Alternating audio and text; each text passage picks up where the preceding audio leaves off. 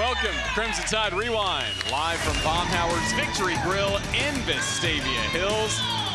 Packed house celebrating a win in the third Saturday in October as Alabama comes out on top, 37-20 over Tennessee, and really the best rivalry we have in the SEC. Hey, aren't you proud of me? I didn't talk over Chris on the interception by Xavier Brown, and I didn't throw a headset this year. I thought I was doing good. Look at that improvement for our esteemed color analyst, Tyler Watts. He's here with you for the next hour, along with Todd Robbins, our producer and engineer. And I'm Roger Hoover, glad to be with you on this Monday night as the Crimson Tide pick up the win 37-20 over Tennessee. We're going to talk about that for the next hour. We're going to look ahead to South Carolina, but first we got to celebrate this win over the Vols. What'd you like most about Saturday? Just winning. Just win, baby, win. That's the most important thing. But I loved how the defense responded and played throughout the course of this game. They really stuffed Tennessee's running attack, I thought, throughout the entire first half. Had a couple of nice runs, but overall they really limited them. Second half, obviously things slipped a little bit, and Tennessee was able to start getting some yardage on the ground, but really put Joey Aguilar in some tough situations. I think we had 4 sacks on the day. We caused a safety. When they were backed up, he tried to get rid of the football. Pierre would not allow him to throw, and we got the safety there. I think we then turned around and scored a touchdown on the ensuing kickoff. So that was a pivotal moment there that ended up being a huge difference in the game. But I just loved how they continued to fight. Even as Tennessee was marching down the fourth quarter, the game was well in hand. They knew they were limited on number of possessions, but the defense did not allow them to get into the end zone. And that's what I love most about it. This defense just continues to improve. That was a 14-point swing when Xavier Brown gets that interception. Tennessee's about to punch it in. That makes it 16-14 if they're able to do it right before half. And instead, it's a completely different ball game. And what do you say about the offense? They continue to just do miraculous things through the air, regardless of the down and distance. Ty Simpson keeping his composure. The offensive line gave plenty of time for the most part. He had a clean pocket all night long, and he was able to dissect that secondary for Tennessee. And then the yards after the catch, we had talked about how we did not think that the Tennessee secondary was very good tacklers, and that proved true. And Jeremy Bernard on the little trick play that wasn't there, able to elude 5 or 6 different Vol defenders, and not only get back to the line of scrimmage, but make it about a 12 or 15-yard gain. So overall, all the way around, it was a nice performance. You love to get the victory. I know the fans enjoyed it, and we definitely enjoyed it up in the broadcast booth. Yeah, we certainly did. As again, Saban Field at Bryant-Denny Stadium lit up with cigar smoke all over the place, and you could tell it was so meaningful to the players. They got to celebrate, of course, in the locker room, but then as you and I were doing our post-game show, kept seeing them run out onto the field and then go celebrate with the student section, just the fans that were still there. Yeah, we're not going to rush the field, but to see the fans come back out and show that appreciation, I thought was cool. It's cool for the players' sport. They want to celebrate, and we talked about it a little bit in the broadcast. They want to celebrate with the fans, and they appreciate the environment and the energy that they bring each and every week. And it was electric. I mean, it was a great atmosphere throughout the course of the game, and it's easy to get up for Tennessee and Auburn and LSU when they come to school, or come to town rather. But to see the players come back out, show that appreciation, you got to turn the page though now. And you got one more, but that was definitely on Saturday night. Those players enjoyed it. You know they enjoyed it in the locker room. Bring it back out on the field. They enjoyed it the rest of the evening like we did. About as loud as you've heard Bryant-Denny Stadium?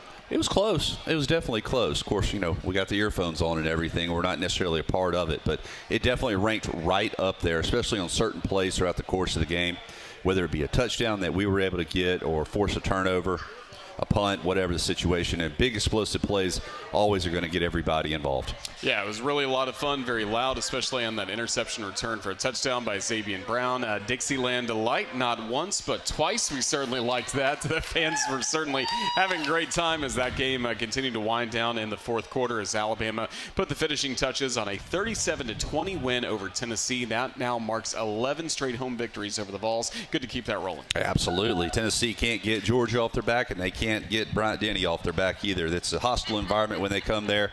They have really struggled, and you know, it's a good Tennessee football team. You say what you want to. Their front four on the defensive side is extremely well. They play hard. They're good tacklers. They got some holes in the secondary, but it has been a struggle for them to win in Tuscaloosa over the last 20 years. Great victory for the Tide. Alabama now 6 games in a row. They picked up the win, and 4 of them in SEC play, as we're now at the midway point of conference play, and a pivotal matchup coming up on Saturday between Alabama and South Carolina and Columbia. We'll talk about that. We'll continue rewinding this win over the Volunteers as well. We're with you for the next hour. We're coming to you live from Baumhower's Victory Grille in Vestavia Hills. This is the Crimson Tide Sports Network from Learfield. looking. Simpson, 5-catch made. Touchdown, Alabama. Isaiah Horton sealed off the man who was trying to defend him. He made the catch. Ty put it on the money, and Bama gets on the board first. Going to be hearing the highlights from Chris Stewart all throughout the show tonight as we celebrate Alabama's win over Tennessee. Look ahead to South Carolina, and once again we get to talk about a touchdown by Isaiah Horton. Touchdowns in back-to-back games, had 3 games in a row with touchdowns before that against ULM, Wisconsin, and against Georgia. He continues to be a go-to target, especially in the red zone. Especially in the first half as well. It was reminiscent. It was the exact same play that John Mechie ran at Auburn in overtime. A little return route where he fakes the slant and then pivots and goes back to the outside. When you have one-on-one man coverage, it's a great route. You see a lot of teams around the country and at the next level in the pros run that. When you can beat your guy and create just a little bit of separation and the ball is actually thrown out in front of the receiver as opposed to behind him, then it turns into a touchdown as opposed to a pick six. What did Ty Simpson do best on Saturday? He took care of the football as he has traditionally done it. He put it a little bit in harm's way late into the ball game as we were getting into the red zone. A couple of passes were deflected there at the line of scrimmage, but for the most part, he helped his line out by moving around in the pocket.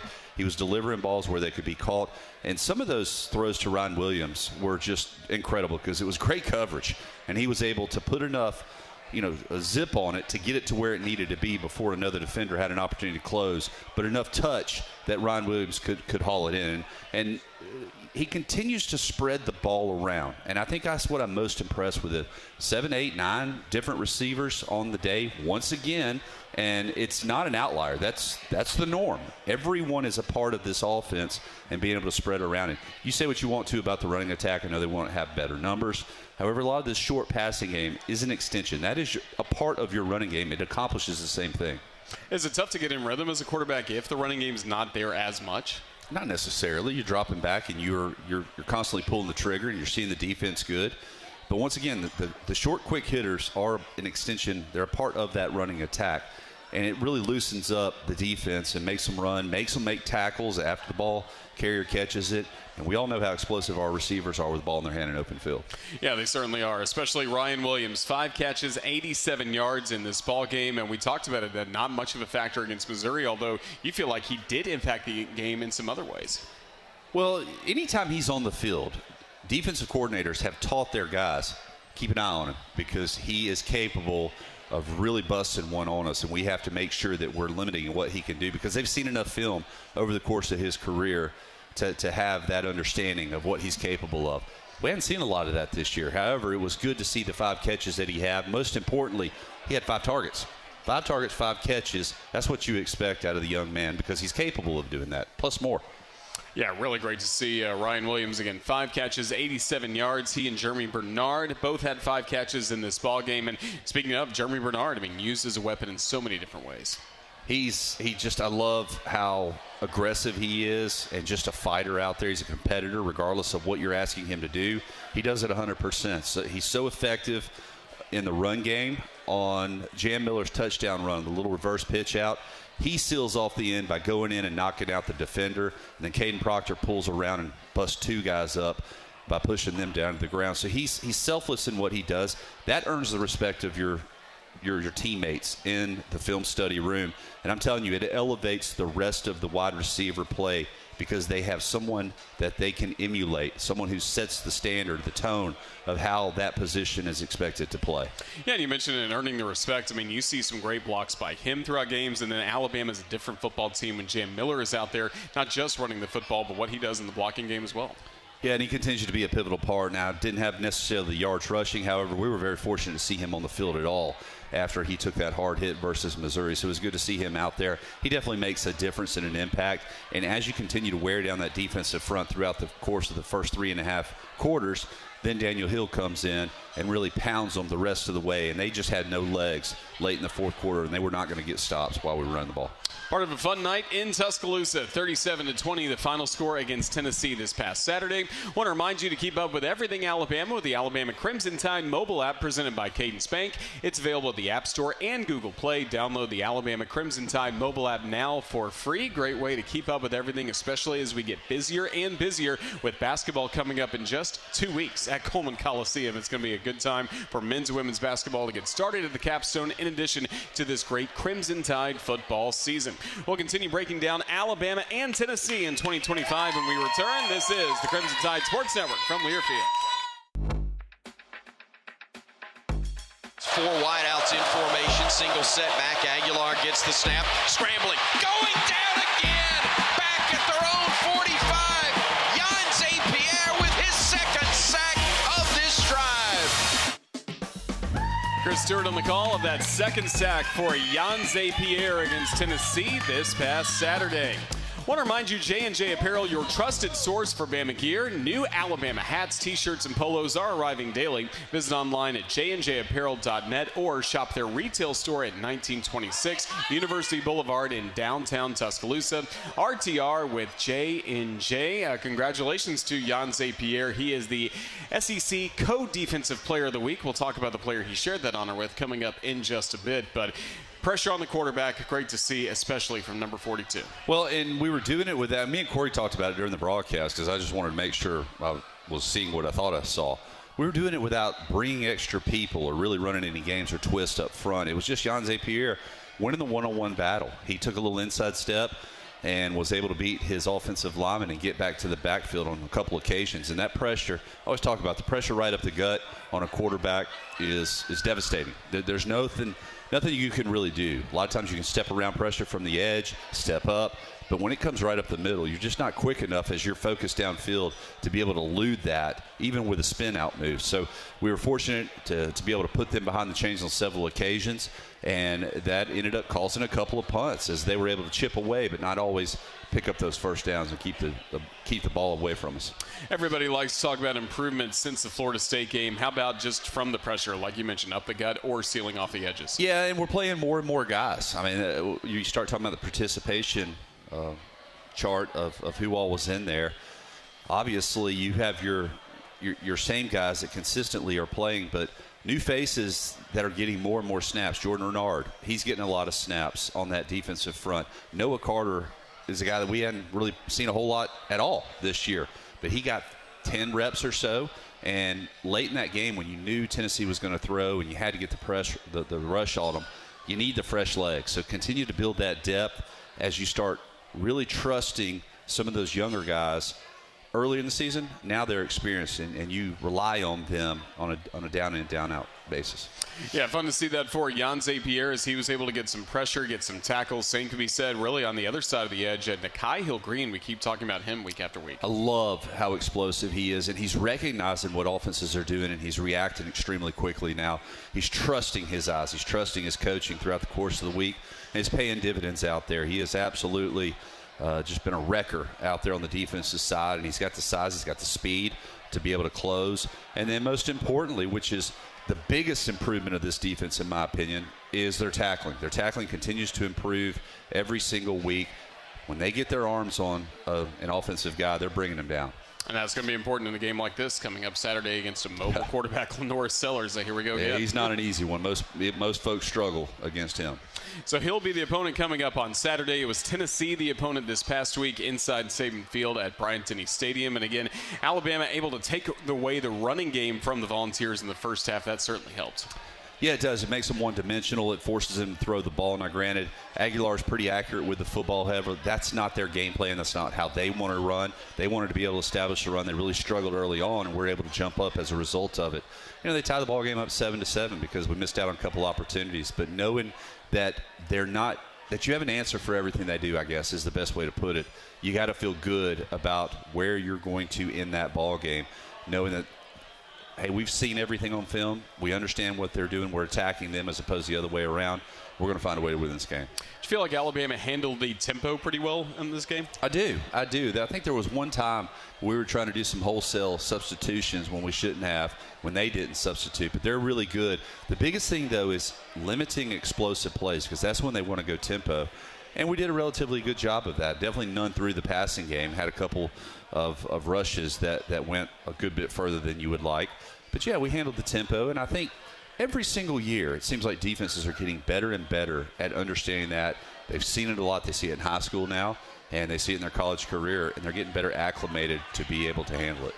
Great win for the Crimson Tide this past week, and it's going to be tough to not be in Tuscaloosa the next 2 weeks, but coming up we will have the LSU game early in November. If you're coming to Tuscaloosa for the game, make sure you join us at Vector Security Champions Lane. It is the best pregame fan fest in the country. Our live radio broadcast will get things started 3 hours before kickoff, followed by a free pregame concert featuring country music star Dasha. We'll also have the largest outdoor LED screens in Tuscaloosa, meet and greets with the UA men's basketball team, food trucks, and of course ice-cold beer in Legends Lounge, where there is never a cover charge. Visit championslane.com each week for more details. We'll continue talking about Alabama's win over the Volunteers, 37-20, the final score in Tuscaloosa. This is the Crimson Tide Sports Network from Learfield. 2nd and 20, and I like all that a whole lot better. 7.5 minutes to go before intermission. Back in the end zone and down, and that is going to be a safety, I believe. Chris Stewart was right. It was a safety helping Alabama in this game against Tennessee. Crimson Tide go on to win 37-20 over the Volunteers on a Tuscaloosa Saturday night. If you'd like to join us on Crimson Tide Rewind, make sure you submit your question to us on the Alabama Media Group Twitter line at UA_CTSN, brought to you by AL.com, Alabama's largest news site with daily coverage of the Crimson Tide. And, of course, last couple of weeks we were joined by our friend Laverne, who was out in Hawaii cheering on the Crimson Tide, thinking about Alabama football in front of the Volcanoes. Good to have Laverne, the whole crew, back with us this week in Vestavia Hills, Alabama. Aloha. And how'd you guys say Roll Tide out there? Awini Kaha. Best I could do. You want to take a stab at it, Tyler? No? Nope, Okay. Nope. Nope. I don't want to make a Samoan mad. Crimson Tide win 37-20 over the Tennessee Volunteers this past week. And again, defense with a big play with that safety, and the pressure was there really all night, slowing down Tennessee's running game. Like you mentioned, Deshaun Bishop had a couple of good runs in the second half for the Volunteers, but the pressure was always there from this defense. Yeah, it was. And one thing we found out about Deshaun Bishop, not a great open field tackler, as Xavier Brown is able to find a way. And I was sitting there after the interception, and I looked up at the clock. He was around the 50-yard line, and Bishop had an angle on him. And I was like, oh, Lord, he can't get out of bounds because time's run out. And I thought he had the perfect angle to be able to cut him off. But the little stutter move that Xavier Brown made in order, and then turned the juice. And a lot of times on those long runs, man, you'll see legs give out. They just that's a long way to run, man. And he was able to hit another gear and be able to squeeze it across the end line. But outstanding performance all night long by that defense of really limiting what Tennessee was able to do. And the longer the game went on, you could tell that Aguilar was getting more and more frustrated. He was getting moved off of his spot. Now, he made some throws, but he also put the ball up and wasn't able to complete probably as many as he wanted to because that rushing attack went away due to the score. It certainly did. So that was part of a great night for the Crimson Tide. We'll talk more about that interception coming up. I think we're going to hear that highlight coming up next as we look back at Alabama's 37-20 win over Tennessee. We're hanging out with you tonight from Baumhower's Victory Grille. It is your big game headquarters all fall long for the 2025 football season. Baumhower's has been voted best wings in Alabama and the #1 sports-themed restaurant in the States. They're featuring their fan favorites this fall that include the Raging Cajun Gooey Fries, the Go Fish, the Gooey Char Grilled Chicken Sandwich, and of course their scratch-made Cabo Wabo Tequila Margaritas. All you football fans, kick off your season in legendary fashion. Make Baumhower's Victory Grille your big game headquarters all season long. Final score from Saturday, the Crimson Tide 37, the Tennessee Vols 20. This is Crimson Tide Sports Network from Learfield. Send one of them in motion left. Play action, they want to throw. They do. It's intercepted. Picked off across the 20. Sabian Brown across midfield. One man to beat. Hesitates. Stays on his feet. Scores. Scores. Scores. Ain't a flag to be found. Sabian Brown took it to the house. 100 yards. And the Tide adds to its lead. Oh, mercy. Yeah, Yeah, we were pretty fired up. Great moment for the Crimson Tide in that win against the Tennessee Volunteers, and Tyler, just everything changed on that play. But did it ever? I mean, like we talked about it. Tennessee is about to go and score, make it a 14-16 ball game going into halftime. We get the ball coming out, but the momentum completely shifted. The fans obviously erupted. Huge momentum change, and especially with us getting the ball out of the gate on the third quarter, we weren't able to do anything with it, but it really set the tone and gave too big of a cushion for Tennessee to be able to overcome. Xavier Brown, just a knack for the big play. Of course, the game-ending play against Georgia. In that south end zone now, he's good on both sides with an interception. And, boy, that was huge. And to see him run it back the way that he did, that's a long way, like we just talked about, and to have the juice in his tank, so to speak, the gas in the tank, to be able to get him across the end line. That was electric. That was fun. It really was, and he said he was very happy that it was halftime right afterwards because he needed to rehydrate, needed to get his breath back. Still didn't feel great, even coming back out of the locker room. That's how electric that run was. Yeah, it was fun. It was fun night overall. So the Crimson Tide, as you mentioned, get the win. Fun night overall. A long celebration. You've mentioned it before. Sometimes you've even been down in the locker room after some of these wins the last few weeks, and even the players are talking about what's next. Did you feel that as much on Saturday, or was it all just right in the moment? I know you didn't go to the locker room this time, but just overall, is it hard to move on from such an emotional win like this? Well, and that's what yesterday and today were for. Saturday night was about enjoying the moment, and in your rivalry matchups, I think it's important that you enjoy that moment. You put a lot of hard work into each and every week, every game plan. Go out there and execute. You have fun during the 60 minutes that you have a chance to compete. But enjoy your accomplishment for a moment. Don't make it just all about work. Have some fun out there. Coach DeBoer talked about this team needs to be more emotional. They play good when they're emotional, and that was a part of it. That was showing the satisfaction of the accomplishment and everything that came out of that. And I thought that was cool that they celebrated with the fans in the stands. And Sunday was about getting ready for South Carolina. Tough opponent coming up. Get refocused. But that's something now. Football players are regimented. I've always told you this. You love the regimen of doing it the same way every single week. You know exactly what to expect. Now it's time to turn the page and move on. Stay focused on the job at hand and understand that you still need to improve on some things, because there's still plenty of plays on both sides of the ball that were left out there that you could have made, and instead your opponent did. And for the Crimson Tide, he talks about emotion. Kalen DeBoer, very emotional coming out of the tunnel. I mean, was fired up with the clipboard and then bangs the goalpost a couple times before the team ran out. Good to see that from the head coach. And his players respond to it. They love to see that as well, that enthusiasm that Coach DeBoer has really started broadcasting over the last several weeks. And I think that the play of the players has kind of reflected that as well. Their emotion on the field, getting excited about making plays, very unlike what they did in the opener. It's that black hoodie, isn't it? That's all it is. It's been a great stretch for Alabama. Again, Crimson Tide winners of 6 straight, including 4 in the SEC. Again, if you'd like to join us on the show, submit your question to us on the Alabama Media Group Twitter line at UA_CTSN, brought to you by AL.com, Alabama's largest news site. Daily coverage of the Crimson Tide, as well as the rest of the SEC. We'll take a look at some scores from around the conference and look ahead to this upcoming week when we return. This is the Crimson Tide Sports Network from Learfield. One wide out right, but in tight. That's Rico. Simpson under center. Brings Cuevas in motion. Little pitch left side jam. Walks into the end zone. Touchdown, Alabama. You're listening to Crimson Tide Rewind live from Baumhower's Victory Grille in Vestavia Hills.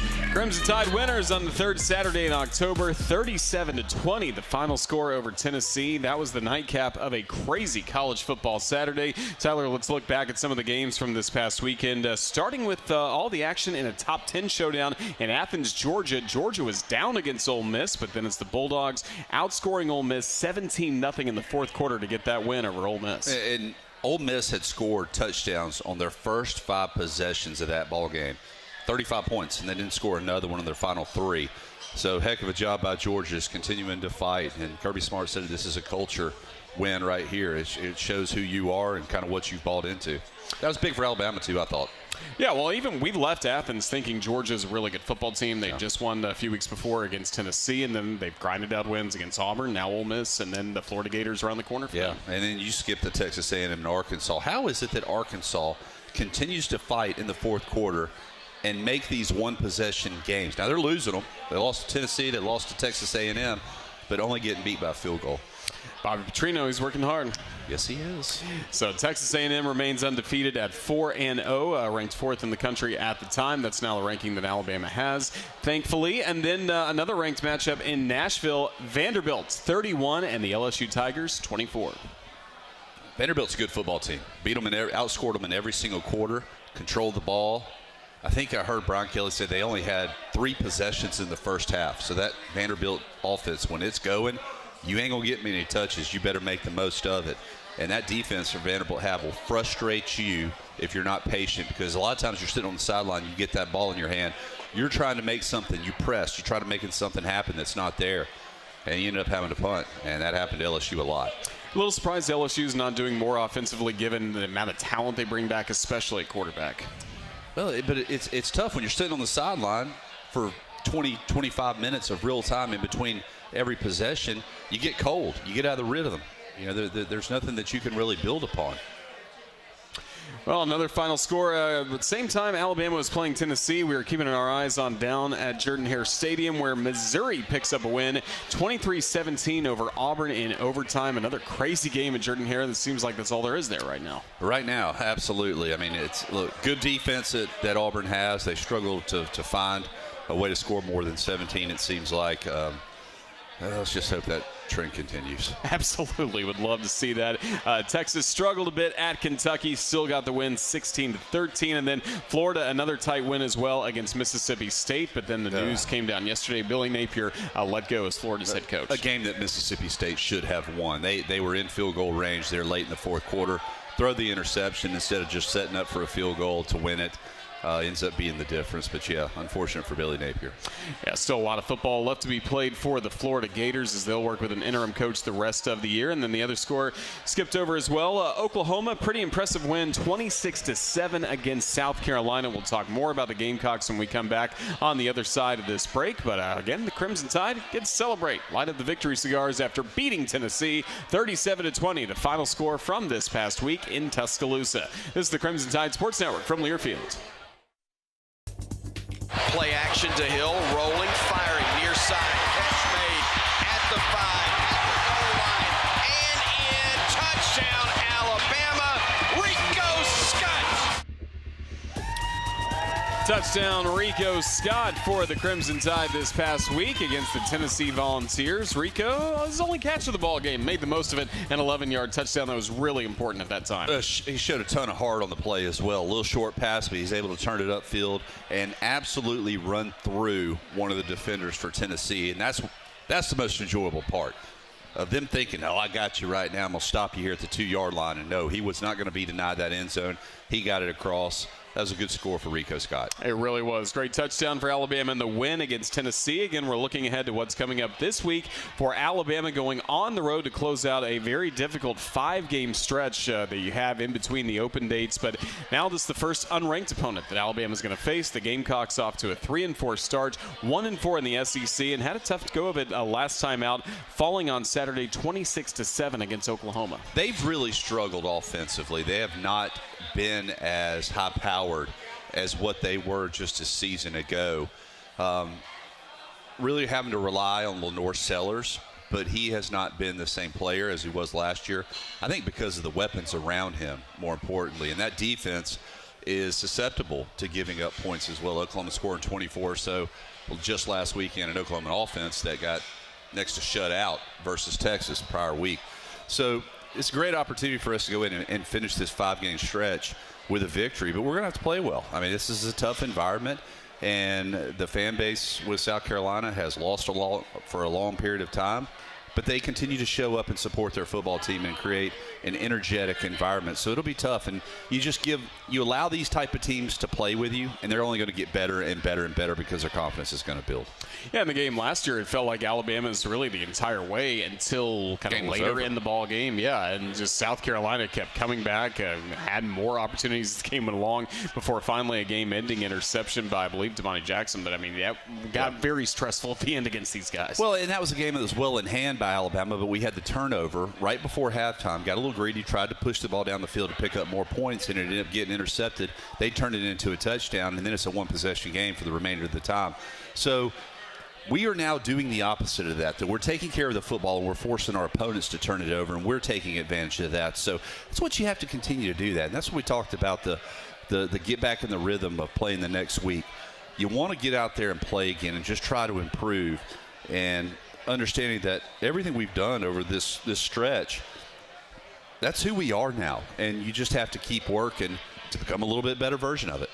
And that will be the challenge coming up this week as Alabama takes on the South Carolina Gamecocks. First visit to Williams-Brice Stadium coming up in about 7 seasons, going back to 2019. Haven't played there a lot throughout the years. Unfortunately, some not so great history back there in 2010, and one of those visits for one of Coach Saban's best teams. But we see the Crimson Tide and the Gamecocks coming up on Saturday. 2:30 will be the kickoff. Our airtime is going to be 11:30 all across the network to get ready for this contest. And again, Alabama's going back on the road. If you liked the approach you've seen, can't argue with the results that we've seen for Alabama against Georgia and Missouri on the road the last few weeks. The most important thing when you're going on the road is to start fast, and Alabama has done a really nice job of that versus Georgia and versus Missouri. They're going to continue to need to do that to try to put that fan base to bed and create a lot of doubt of, can we play with these guys? Well, you need to go ahead and do that. And then continue to build on what you did versus Tennessee. Stack points on top of it in the second half. Put the game away. Put the game away certainly will be key against the South Carolina team because, as you mentioned, their offense really hasn't been going that well. Lenore Sellers only 5 touchdown passes in 7 games. He struggled a little bit, and he's not utilizing his legs the way that he was just a season ago, and that'll be important once again when you are applying the pressure is wrapping up. And this is a better tackling Alabama front 7 than at the beginning of the season. But this will be by far the strongest quarterback that they have faced so far with his ability to break tackles. And you do like how Alabama's been tackling more in recent weeks, and again, driving him down to the turf is going to be key in this one. Getting guys to the turf, that's the important thing. Anything else stand out to you about some of the running game or some of the receivers? Because, again, the offense just has had a tough time getting going. No, I think on the flip side, defensively, they're not able to apply near as much pressure. They're not as big up front as they were a year ago. They're not disruptive necessarily in the running game. So maybe this is a game Alabama can be more balanced, mixing in more run and having success on the ground. And for the Crimson Tide as well, obviously offensive line play really important. We continue to see a heavy rotation at the offensive line spots. Do you expect that to continue? Probably so. And I hope Jaden Roberts is okay. He got a lot of snaps in this game versus Tennessee. He exited with an injury. Hopefully he's recovering well. Michael Carroll continues to be strong at that right tackle position. And I like that. I like that lineup right there with Jaden Roberts at right guard, Michael Carroll at right tackle. I think that gives us a little bit more of a punch in the running attack. The guys are just really developing. And we've been talking about Caden Proctor the last few weeks, sliding over from left tackle, doing some fun things, lined out wide or in the backfield. Didn't see any of that this past week against Tennessee, but we saw some solid blocks, and again, him have a monster game at left tackle. Anytime you're not calling your offensive lineman's name, unless it's 10 yards downfield and a nice block that they have, it's a good thing. Pass pro was awesome. I mean, I thought the only fumble that Ty Simpson has was Caden Proctor was chasing his guy around. Ty Simpson could have stepped up just a half a step and helped him out. He hit his arm on Proctor's shoulder. That's what caused the fumble. But no pressures on that left side. He continues to get downfield. I talked earlier about J.M. Miller's touchdown run, how he pulled around, knocked one of the defenders into another defender that took both of them out of the play. That's what you expect out of him. Elite play for the Crimson Tide, courtesy of Caden Proctor. We'll see if he gets into some of the skill player fun this weekend against South Carolina. We look forward to the Crimson Tide and the Gamecocks coming up on Saturday. When we come back, it'll be time for our final segment with you tonight from Baumhower's Victory Grille in Vestavia Hills as we get ready. Alabama against South Carolina coming up on Saturday in Columbia, South Carolina. This is the Crimson Tide Sports Network from Learfield. What's on tap next for Bama is brought to you by Coors Light. Crimson Tide fans, choose to chill with an ice-cold Coors Light. Well, next up, Alabama against South Carolina to close out this 5-week run that the Crimson Tide are on in SEC play. All tough matchups, 3 of the 5 on the road. Again, the Gamecocks may be unranked, but Alabama's going to get its best shot from South Carolina Saturday. Still a dangerous team that you're playing against. And anytime you start winning and you're working yourself up in the polls, that's that much more motivation for your opponent. a lot of bulletin board material. Hey, this is one that got away from us last year that we should have won. So they have a lot of motivation coming to this to try to get right themselves, something they have not been able to do. And for the Crimson Tide, I think just, again, so many lessons learned from week 1 at Florida State are just helping this team navigate through with this tricky stretch this season. It's all about challenge yourself to be the best version of you that you can possibly be. You have everything still out in front of you, everything to play for. You still have naysayers that are going to continue. I mean, how many times do we go back to against Florida State? They're tired of hearing it too, and they feel that they can compete with anybody in the country.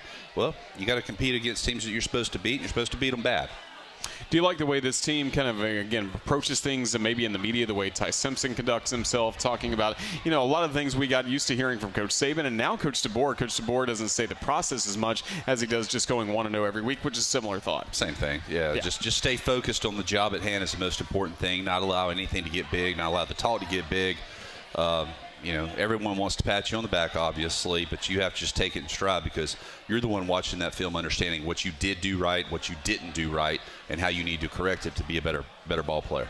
Can you believe we're already talking about the 8th game of the season coming up for Alabama? Happens fast, doesn't it, when you're having fun?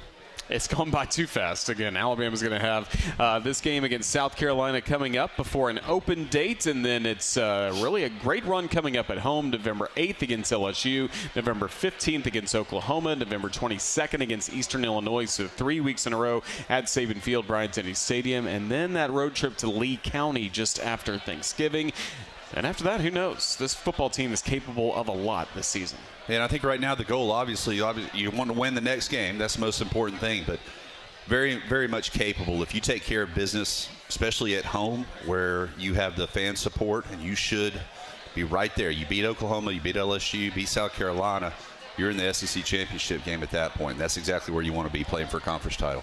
So the Crimson Tide, again, off to a 4-0 start in SEC play. Ole Miss suffers its first loss over this weekend. Still Texas A&M undefeated as well, but just still, who do you feel like is the best team in this league? There's going to be carnage, though. A lot of these teams are going to start playing each other, so it's going to become even. I wouldn't be surprised at all if you had multiple teams with 1 or 2 losses here towards the tail end of the season. It's going to be fun trying to figure out who's going to play in Atlanta. And all we can focus on right now is the game in front of us. Again, it's Alabama. It's against South Carolina coming up this Saturday. Tyler, safe travels coming up for you to the ball game. We look forward to what hopefully will be another Crimson Tide win, and then we'll talk about it next Monday night here at Baumhower's in Vestavia. That sounds fun. Roll Tide, everybody. That's Tyler Watts. Again, coming up this week, we will have 2 editions of Crimson Drive driven by NASCAR on Tuesday and Thursday at 2 o'clock. Make sure you join us at Baumhower's in Tuscaloosa coming up on Wednesday night, 6 p.m. for Hey Coach and the Kalen DeBoer Show. And then our coverage from the Palmetto State on Saturday starts at 11:30 a.m. Central Time, leading up to kickoff at 2:30 from Williams-Brice Stadium. If you missed any portion of tonight's show, you can always catch it on demand on our Alabama Insider podcast. You can download and subscribe wherever you get your podcast. So again, that's going to do it tonight. Crimson Tide Rewind live from Baumhower's Victory Grill. Have to say a huge thank you to Tremaine Mondane and Jerry Kelly back at our Learfield studios. Our producer and engineer, Todd Robbins. Former Crimson Tide quarterback, Tyler Watts. And I'm Roger Hoover, saying thank you for listening to Crimson Tide Rewind on this Monday night. Alabama beats Tennessee. Roll Tide.